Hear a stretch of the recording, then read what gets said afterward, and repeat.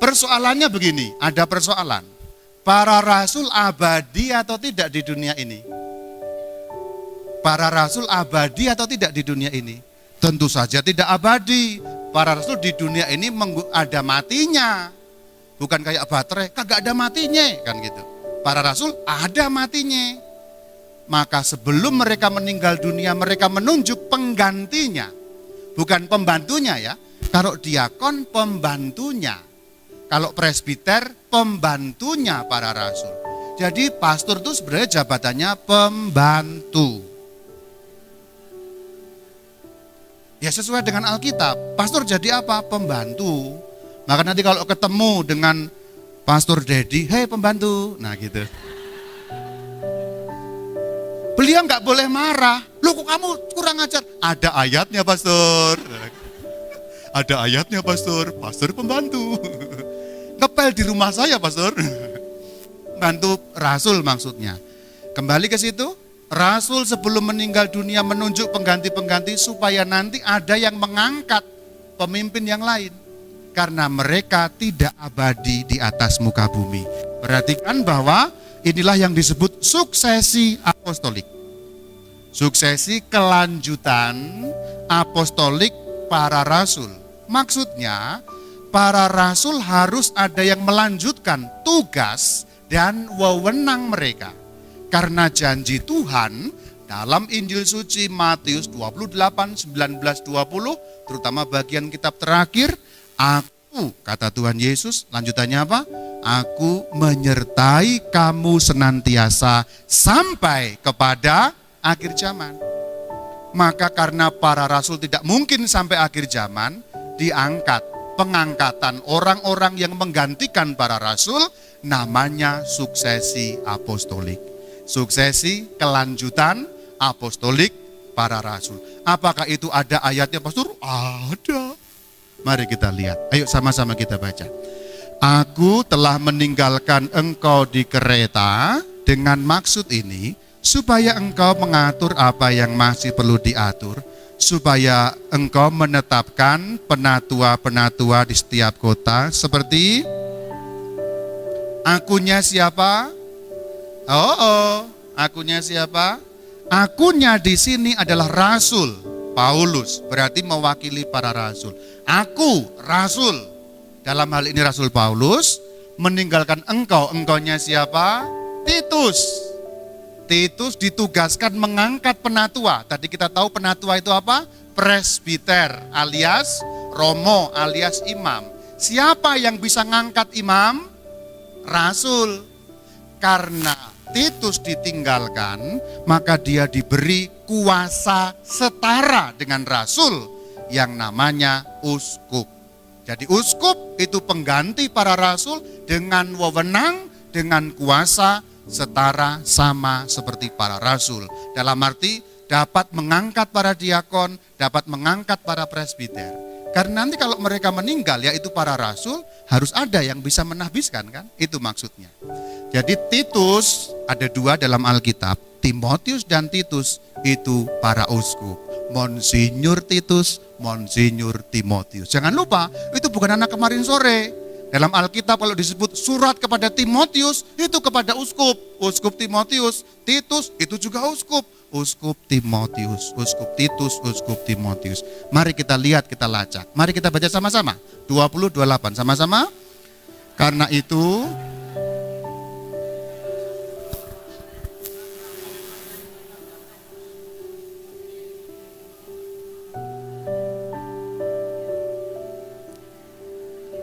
perhatikan kata penilik. Nah, di sini juga ada penilik. Tadi ini Titus ya. Perhatikan ini Titus, ini Titus. Titus diangkat menjadi apa? Penilik. Tadi ini diangkat menjadi penilik. Berarti Titus seorang penilik. Ingat, ini terjemahan. Kita harus menggali bahasa aslinya.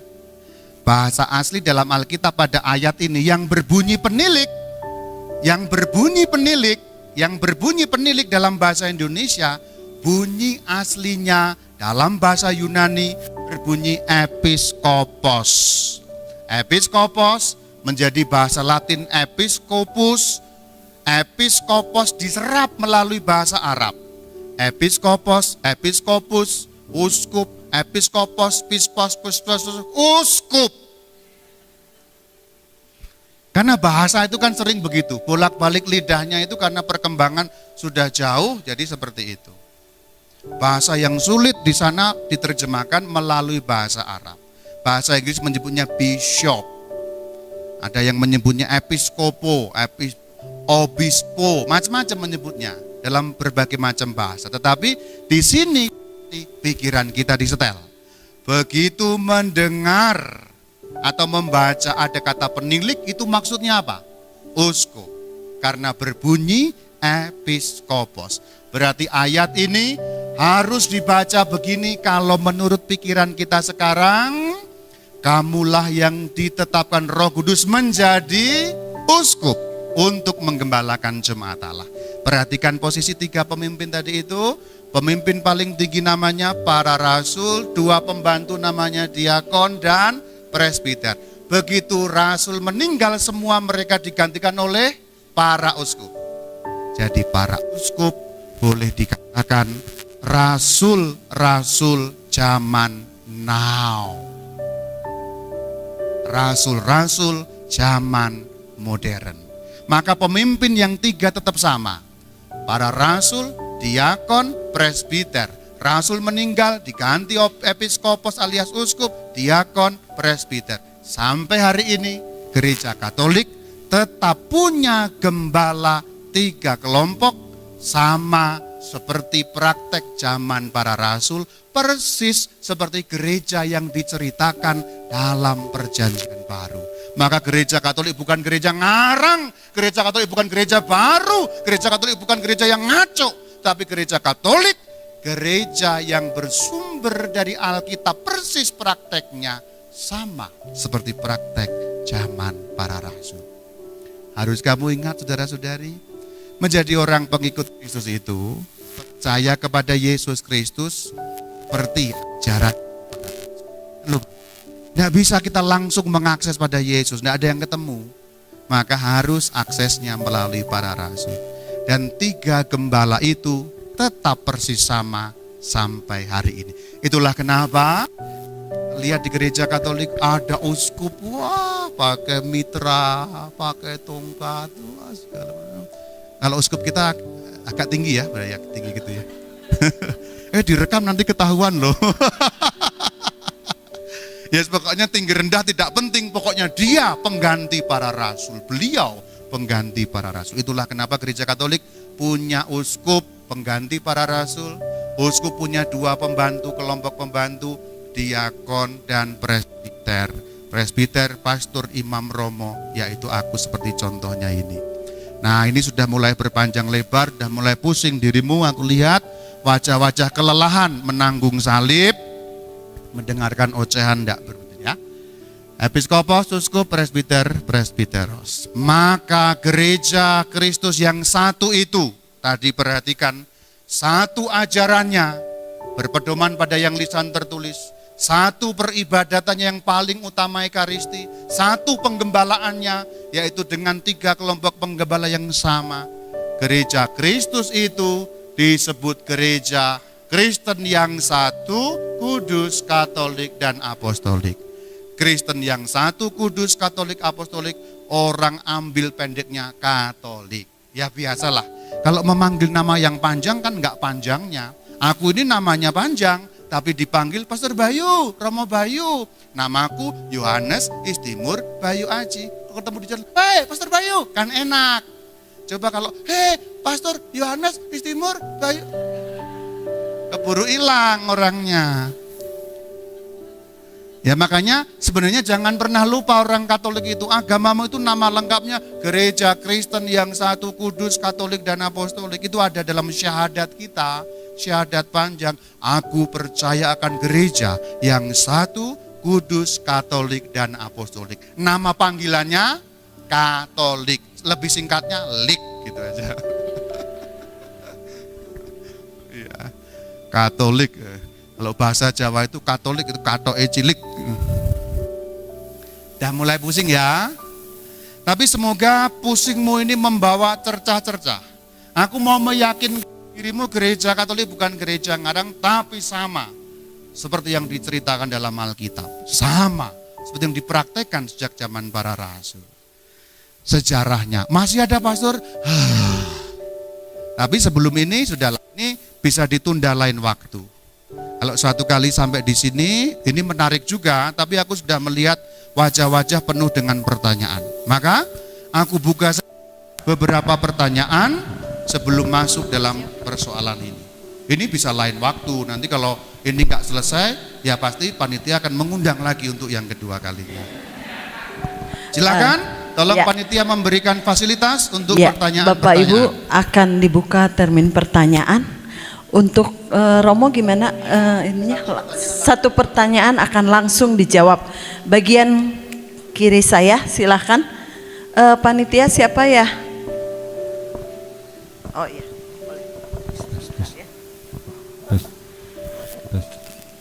Terima kasih Romo, saya Kuku dari Gereja Santo Theodorus. Tadi hanya ada 3 penggembalaan, yang tahu ya tadi ya. 3 kelompok gembala gereja, ya. Oke, baik. Uskup, tapi ini bukan baru-baru, tapi kalau Archbishop itu apa? Kapan disebut di dalam Alkitab?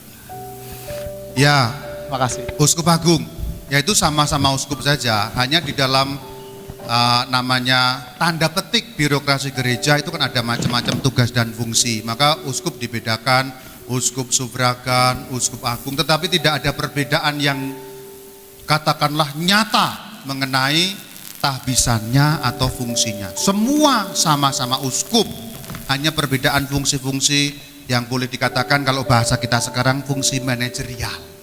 Dalam Alkitab enggak ada, memang tidak ada. Memang tidak ada. Kalau enggak ada terus kenapa? Ya enggak apa-apa toh. Karena kita boleh memberikan fungsi-fungsi begitu. DPP itu juga enggak ada dalam Alkitab. Beberapa hal tidak selalu harus ada dalam Alkitab. Itu hanya untuk memudahkan supaya fungsi-fungsi berjalan dengan baik. Kan kita diberi anugerah akal budi. Tetapi bahwa itu sama-sama uskup. Uskup agung, uskup yang tidak agung sama. Yang membedakan apa ya? Mungkin ada jabatan-jabatan tertentu. Ini ketua, ini apa, ini sekretaris. Tidak ada perbedaan. Semua sama-sama pengganti para rasul. Bahkan Paus, jangan salah, orang Katolik jangan salah. Ini nyambung juga, Paus itu bukan dalam arti tertentu di atas uskup, tidak. Paus uskup juga. Paus adalah uskup Roma. Uskup Roma sama dengan Paus. Uskup Roma disebut Paus. Itu siapa? Ketuanya uskup-uskup seluruh dunia. Seperti dulu Rasul Petrus adalah ketuanya para rasul. Karena dulu Rasul Petrus menggembalakan di kota Roma, wafat sebagai martir di kota Roma menjadi penting. Jadi yang pertama-tama itu bukan kota Romanya, tetapi siapa? Rasul Petrusnya. Seandainya punten maaf, dulu Rasul Petrus di kota Ciwidey, pasti Paus itu adalah uskup Ciwidey. Kotanya tidak penting, tapi siapa tokohnya? Roma menjadi penting karena Petrus ada di sana. Jadi jangan salah orang Katolik bahwa Paus sama dengan uskup Roma. Siapapun uskup Roma, dia disebut Paus. Yang lain disebut ikan hiu. Enggak, yang terakhir jangan dicatat ya. Berikutnya. Yuswan dari Paroki Theodorus. Ini tadi dari apa yang disampaikan Romo Bayu mengenai kutipan-kutipan daripada kisah para rasul ataupun dari Injil Matius. Aslinya itu kan ngacunya pada Nova Vulgata. Bunyi Injilnya begitu. Tapi terjemahnya diplesetkan. Contoh tu es Petrus et super hang vetram edibeka ecclesiam gerejaku, akan kubangun gerejaku. Diplesetkan bahasa Indonesianya. Ada juga Timor Manius super universam ecclesiam ya. Diplesetkan juga dari kata pembukanya juga kata-katanya diplesetkan bahasa Indonesianya. Kan KWI punya lembaga ahli bahasa tentunya. Kenapa tidak kok bisa setuju tulisan terjemahan begitu? Padahal bahasa Indonesianya itu bahasa plesetan. Terima kasih. Ya sebenarnya memang dilema juga Pak, karena ini memang Alkitab bahasa Indonesia kerjasama gereja Katolik dengan gereja-gereja Protestan. Ya mungkin barangkali suatu kali Bapak bisa menulis surat kepada KWI supaya entah bagaimana. Tadi ini bukan kewenangan saya menjawab, karena memang kalau saya menjawab nanti salah, karena bukan menjadi hak dan kewenangan saya. Kewenangan untuk menerima terjemahan ada pada KWI, Konferensi Wali Gereja Indonesia. Terima kasih. Selanjutnya, Ya, sebelah sana sekarang.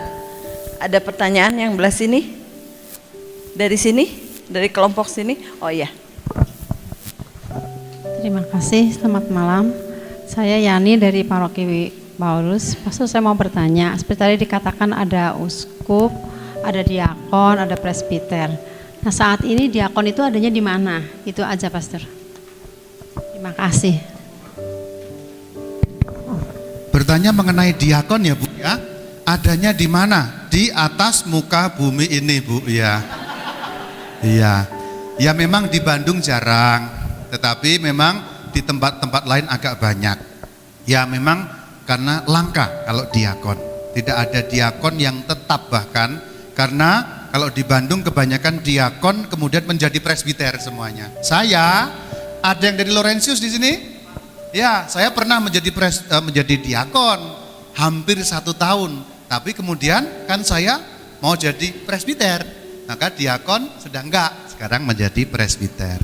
Jadi memang penahbisan itu tidak banyak diakon, tapi masih ada Bu.